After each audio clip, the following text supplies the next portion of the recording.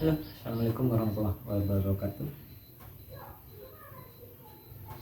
Salam budaya, salam sejarah, salam ngopi, ngobrol online pengetahuan sejarah.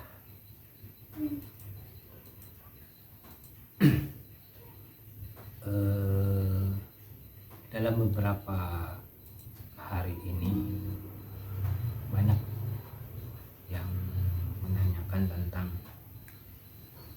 apa sih dan bagaimana cara membedakan antara sumber internal dan sumber eksternal. Jadi gambarannya kayak gini, peristiwa sejarah itu diingat oleh masyarakatnya sendiri, oleh pelakunya sendiri, atau oleh orang lain yang menyaksikan. Itu kalau sumber sendiri, oleh kelompoknya sendiri, itu dikenal dengan istilah sumber internal, sumber yang tingkat objektivitasnya rendah, karena sesuai dengan pengakuan pelakunya, sesuai pengakuan daerahnya, pasti akan menyalahkan pihak lain. Itu sumber internal. Maka kekuatan sumber internal itu harus di cross check dengan sumber eksternal, sumber dari luar. Sumber dari luar itu sumber yang orang lain yang nggak tahu siapa menyaksikan dan mengenali peristiwa itu, mengenali gambaran peristiwa segala macamnya, saksi yang dari luar kelompoknya. Itu dikenal dengan istilah sumber eksternal. Nah, dengan untuk di kasus di sejarah Banten, sumber internalnya itu sedikit. Sumber internal sedikit. Relatif sumber internal itu babad, manuskrip, terus tradisi lisan. Itu sumber internalnya. Tidak menggambarkan secara detail peristiwa internal itu, peristiwa-peristiwa yang ada itu apakah dengan tradisi lisan, sejarah lisan sesuai dengan fakta ketika peristiwa itu terjadi. Nyaris sumber internal ini subjektivitasnya tinggi. Kenapa? Karena tidak memberitakan informasi-informasi yang sesuai dengan peristiwa yang sebenarnya. Justru peristiwanya itu lebih banyak menisbatkan peristiwa besar yang tokoh-tokohnya terlibat di peristiwa-peristiwa, penumpukan peristiwa dalam satu cerita. Banyak peristiwa dalam satu tokoh. Itu sumber internal yang ada di sejarah Banten. Baik itu, kecuali emang membaca sejarah Banten besar akan terlihat fase-fasenya, tapi tidak menggambarkan dengan detail siapa tokohnya. Itu yang banyak disebut adalah nama, gelar, dan nama konstitusinya, nama lembaganya. Nah, itu sumber-sumber internal. Kenapa sumber internal ini sulit? Satu, untuk sejarah Banten sumber internalnya itu tidak terdokumentasikan dengan baik sampai tidak terdokumentasikan dengan baik, surat menyurat, terus kajian sebuah pemerintahan, terus perjanjian segala macam, itu di wilayah lokalnya tidak dokumentasikan. Bahkan perjanjian bilateral itu lebih banyak di yang negara lain yang pernah berhubungan dengan Banten itu masih menyimpan. Nah, itu masuk kategori sumber internal yang ada hubungannya dengan daerah lain, dengan kerajaan lain. Tapi peristiwa-peristiwa perorangan, peristiwa-peristiwa politik lokal segala macam ini relatif tidak tergambarkan karena tidak banyak dokumen yang mencatat yang tersisa. Pada zamannya tercatat dengan baik, teradministrasikan dengan baik semua catatan-catatan peristiwa politik, peristiwa ekonomi, peristiwa segala macam. Karena kehancuran Banten yang porak-poranda, tak tersisa, hanya puing-puingnya saja yang nampak. Nah, sumber-sumbernya ini hangus, hilang, entah kemana. Dan sampai hari ini sumber itu, untuk sumber internal lokalnya nyaris tidak ditemukan, sulit untuk ditemukan. Mungkin hancur terbakar, hancur oleh bencana alam, hancur oleh massa karena dimakan kutu atau apa. Ini sumber lokalnya. Nah, sementara sumber-sumber eksternal itu banyak untuk kasus Banten. Sumber eksternal yang banyak, dari koran, arsip, perjanjian, berita, terus laporan-laporan dari orang-orang yang pernah berkunjung ke Banten, semua menuliskan seperti apa, menggambarkan peristiwa-peristiwa yang terjadi di Banten saat itu.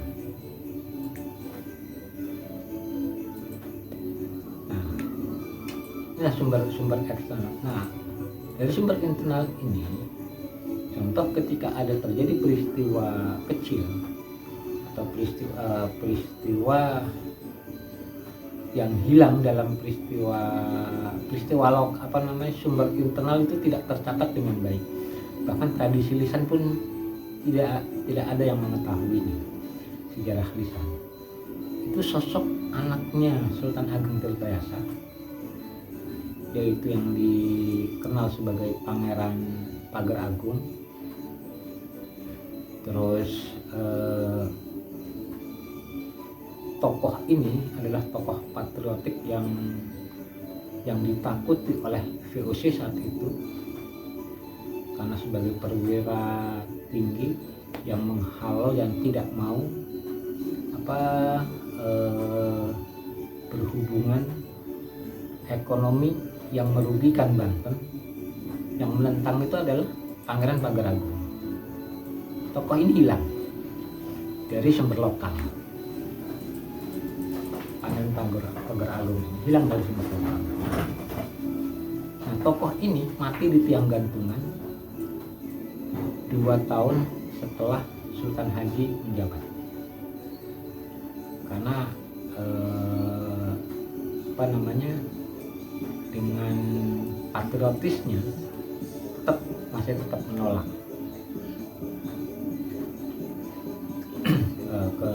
ke pemerintahan Sultan Haji, karena Sultan Haji melakukan kerjasama dengan VOC. Nah, tokoh Pager Agung ini oleh sumber lokal tidak diketahui. Nyaris termasuk sejarah Banten besar, manuskripnya itu tidak pernah menyebut nama Pangeran Pager Agung. Tapi sumber Eropa ini banyak Pangeran Pager Agung ini menyebut tokoh yang paling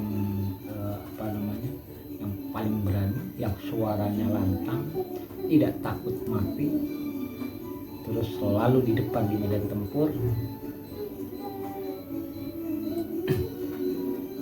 Nah, sumber eksternalnya kuat, sumber internalnya tidak kuat.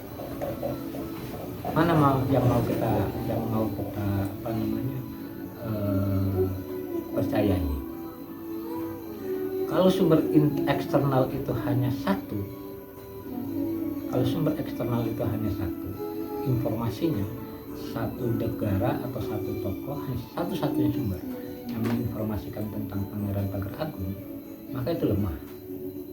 Tapi kalau sumber eksternalnya itu berserakan di berbagai sumber-sumber negara-negara yang pernah berhubungan dengan Banten yang menyaksikan pada zamannya itu lebih kuat pengakuannya tokoh itu betul, keberadaannya, terus perjuangannya, terus perlawanannya dalam menahan rayuan VOC saat itu.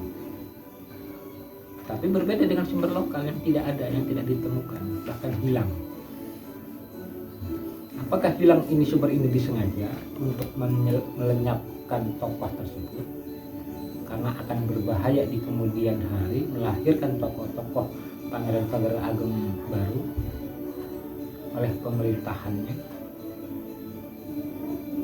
Karena ini peristiwa herois yang cukup panjang.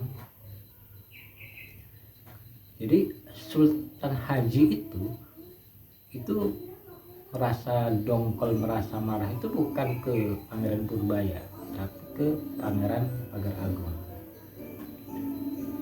Karena Pangeran Pagar Agung itu anak pertama dari Sultan Agung Tirtayasa yang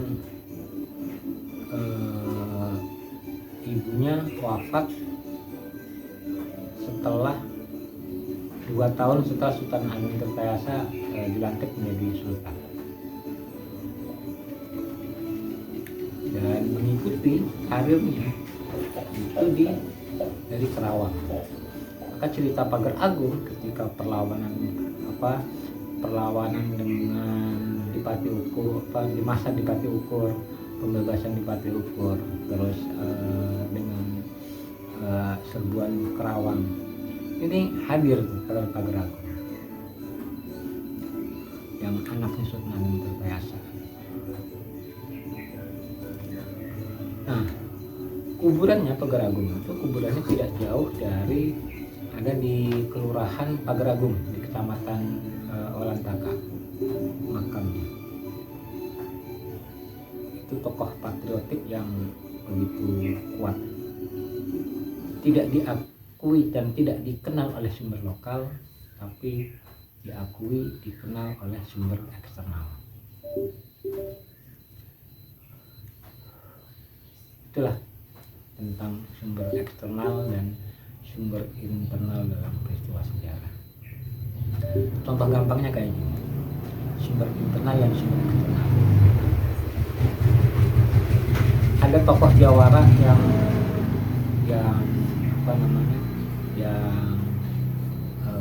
brutal, yang segala macam. Tapi di lingkungan keluarganya dia kalem. Dia tidak mengetahui kebrutalannya, tidak mengetahui segala macam.